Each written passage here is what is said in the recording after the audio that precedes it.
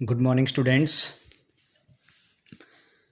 आज के इस वीडियो में हम टॉपिक जो स्टडी करेंगे उसका नाम है electric potential at any point due to an electric dipole.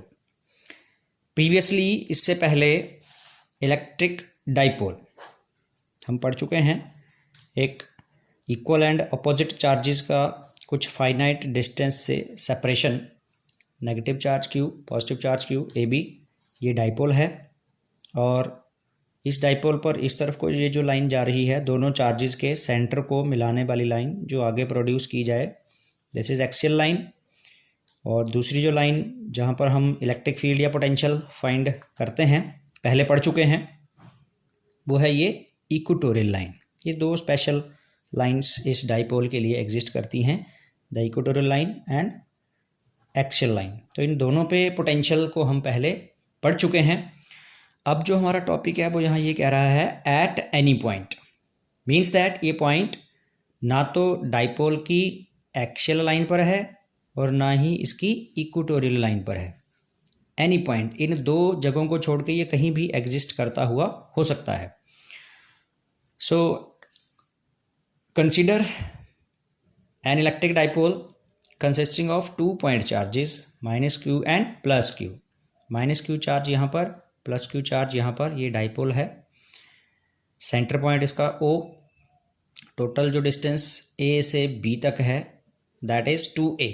ये टोटल 2A सेपरेशन है, जिसको सेंटर पॉइंट के कॉरेस्पॉन्डिंग यहाँ A इधर हो गया, A से O तक स्मॉल a और O से B तक भी स्मॉल a, यानी कि O सेंटर पॉइंट है।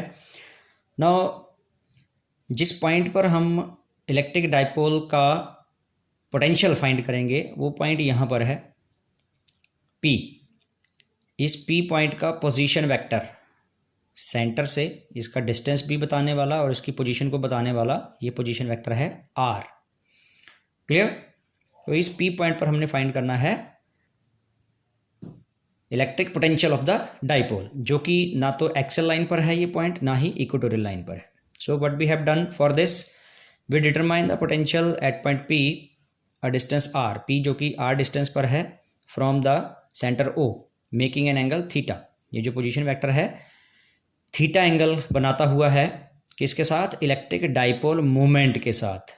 नेगेटिव से पॉजिटिव की तरफ डायरेक्शन होता है इलेक्ट्रिक डाइपोल मोमेंट। ये जो P वेक्टर यहाँ दिखा रखा है ये इलेक्ट्रिक डाइपोल मोमेंट है और इसके साथ थीटा एंगल बनाता हुआ ये पोजीशन वेक्टर R है P पॉइंट का। So total potential P point पर जो होगा वो नेगेटिव चार्ज का पोटेंशियल प्लस पॉजिटिव चार्ज का पोटेंशियल, इन दोनों का एडिशन होगा। So this is written here V, total potential, potential due to point charge at A plus potential due to point charge at B। 1/4πε0 negative charge, A point पर negative charge है तो minus Q upon negative charge का P point से जो distance है उसको नाम दिया हुआ है R1। ये R1 A से लेकर P तक का डिस्टेंस है। सो डिवाइड बाय में नीचे क्या आ जाता है, डिस्टेंस आ जाता है, that is R1 plus B point का पोटेंशियल 1/4πε0, B पॉइंट पर चार्ज है positive Q, so Q upon R2। R2 distance है P पॉइंट का B से, so that's by R2 here. Now inside the bracket जो कॉमन टर्म्स आ रही हैं वो है Q, दोनों में ही है, माइनस साइन को हम अंदर ही रखेंगे अभी, और 1/4πε0। सो Q/4πε0 बाहर आ जाता है ब्रैकेट से। Inside the bracket is 1/R2, positive वाली टर्म को पहले ले लिया, 1/R2 माइनस 1/R1। ठीक है, नेक्स्ट स्टेप में LCM लेकर R1 R2, ये LCM हो गया और R1 इधर मल्टीप्लाई हो जाएगा, R2 इधर हो जाएगा। सो R1 minus R2 divide by R1 R2, Q/4πε0 R1 minus R2 divide by R1 into R2।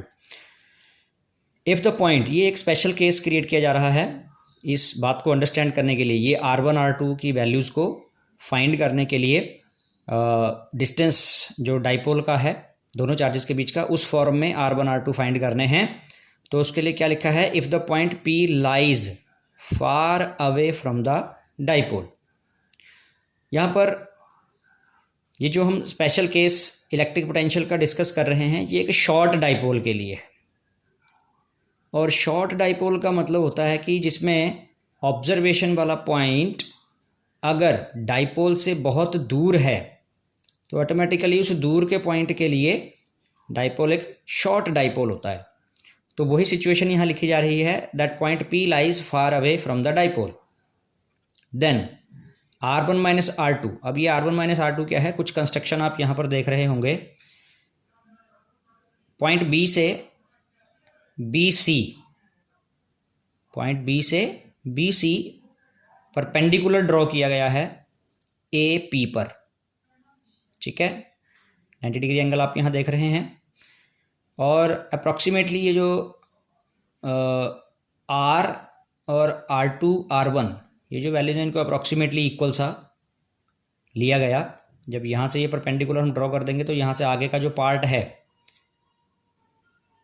और दैट इज़ R1 तो ये टोटल है AP, और AC कितना बच जाता है, R1 में से, इस पूरे में से, इस कंप्लीट में से हम इस R2 को माइनस करें, क्योंकि यहाँ से ये परपेंडिकुलर ड्रॉ किया गया तो ये इक्वल सा है।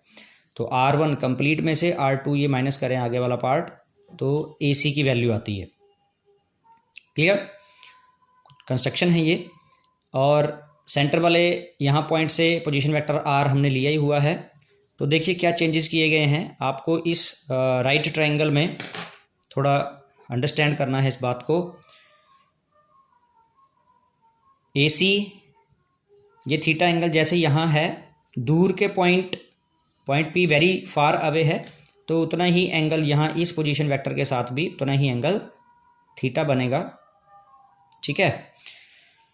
तो राइट ट्रायंगल ACB में अगर हम कॉस थीटा फाइंड करते हैं, ये भी फाइंड कॉस थीटा, तो कॉस थीटा होता है बेस अपॉन हाइपोटेन्यूज। तो इस थीटा के लिए बेस है AC, AC इज बेस, और हाइपोटेन्यूज क्या है इसका, AB।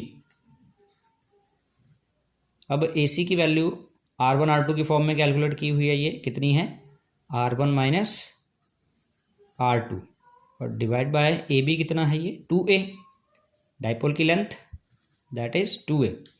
तो R1 माइनस R2 की वैल्यू आ गई 2A कॉस थीटा। क्लियर। सो देखिए यहाँ पर यही कैलकुलेट किया हुआ है, R1 minus R2 that is equal to AB cos theta, और वो हो गया 2A कॉस थीटा, जो ये हमने यहाँ पर कैलकुलेट की R1 माइनस R2। और R1 इंटू R2, जो ये मल्टीप्लिकेशन है R1 R2 को, ये दोनों ही अप्रॉक्सीमेटली अभी आपको बताया कि परपेंडिकुलर ड्रॉ करने के बाद ये दोनों ही पोजीशन वेक्टर R इस सेंटर वाले पोजीशन वेक्टर के बराबर हो जाएंगे अप्रॉक्सीमेटली, क्योंकि point P very far away है डाइपोल से। तो ये दोनों तीनों दूर के किसी पॉइंट के लिए, ये जो नज़दीक के कोई 2-3 पॉइंट होंगे वो इक्वल डिस्टेंस पर होंगे। So that's why R1 R2 दोनों एक कॉमन वैल्यू R के बराबर होंगे, तो R1 into R2 R square हो जाएगा। तो ये दो वैल्यूज़ हम ऊपर वाली इक्वेशन में R1 माइनस R2 की जगह रख देंगे 2A कॉस थीटा, ये आ गया, और नीचे R1 इंटू R2 की जगह रखेंगे R स्क्वायर, ये आ गया R square. Clear. So equation जो ऊपर हमारे पास पोटेंशियल की थी वो वैल्यू रखने के बाद ये बन गई।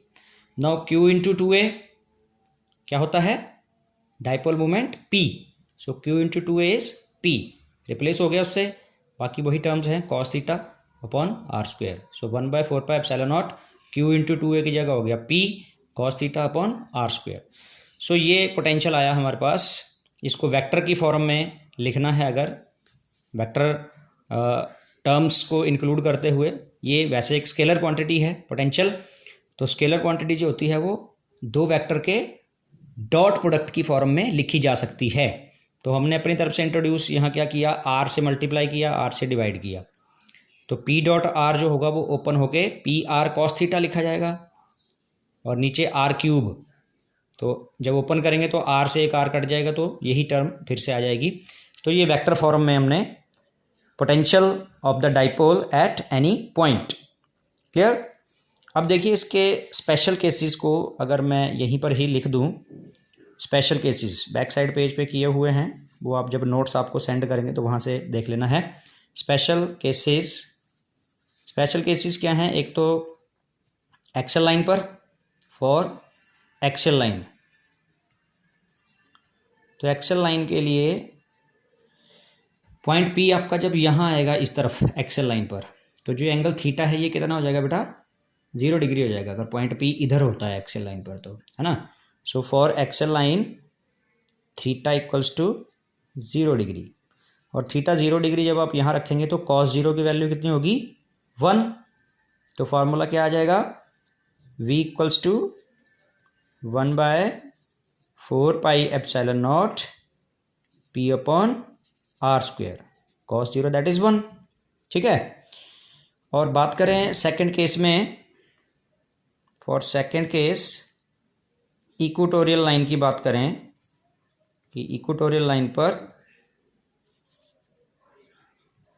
पोटेंशियल कितना होगा, तो सबसे पहले हमें ये देखना है कि इस एक्सप्रेशन में जो थीटा है वो कितना होगा। अगर हम इक्वेटोरियल लाइन पर जाएंगे, सेंटर से ये परपेंडिकुलर वाली लाइन, तो यही थीटा उसके लिए कितना हो जाएगा, 90 डिग्री, इधर के किसी पॉइंट के लिए जो इक्वेटोरियल लाइन पर आएगा तो 90 डिग्री हो जाएगा। उसका मतलब हुआ थीटा 90 डिग्री अगर होता है, और हमें पता है कि cos 90 डिग्री की वैल्यू 0 होती है, तो इट मीन्स इक्वेटोरियल लाइन के किसी भी पॉइंट के लिए पोटेंशियल कितना होगा, 0 आ जाएगा।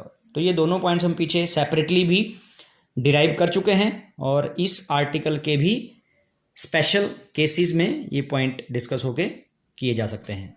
सो this is all about in today's video. तो सभी बच्चे वीडियो को अटेंटिवली ऑब्जर्व करें, स्टडी करें, and if there is any doubt you may freely connect personally.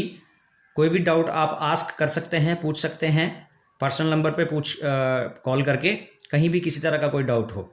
So that's all for today, bye.